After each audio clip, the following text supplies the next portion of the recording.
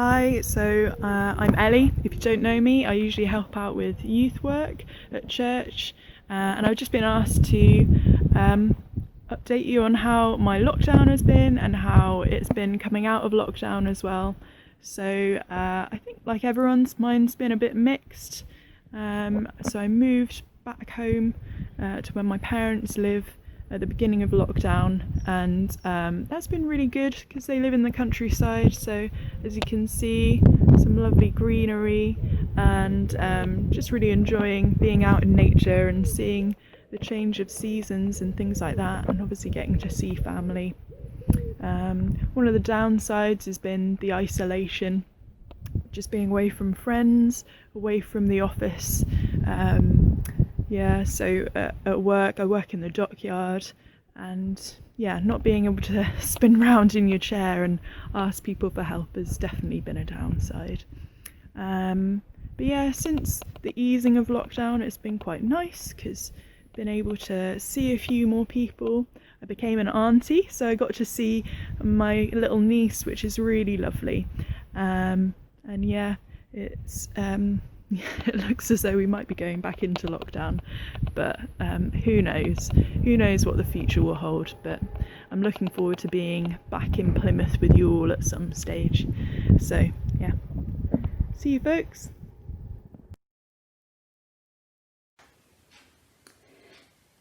So, what did lockdown mean to me? What was it like? Well, to start with, there was shock and upset and disbelief. This can't be happening. Everything was cancelled.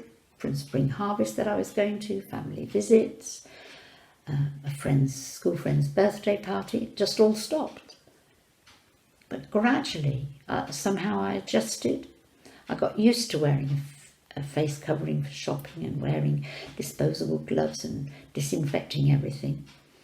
Gradually, I got used to it all, and we enjoyed the garden. I bought lots of seedlings and nurtured them carefully, and I've loved the garden. It's been a great joy this summer. I made a new friend walking around the block, round and round one way and back the other, and I kept meeting the same lady, and we've remained friends, which is great.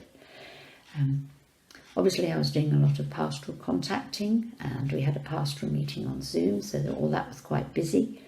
Lots of other Zooms as well, with house group and with family. We had a fun quiz night with the family, and we had a Would I Lie to You, which was hilarious. So much of it was just got used to, and it was great. And then gradually we were released, and the first time I went up to the home, and I just burst into tears at the beauty of it all, and how we'd just not been there for so long, and yet there it all was. It's just so lovely. So let's hope we don't go into a lockdown again.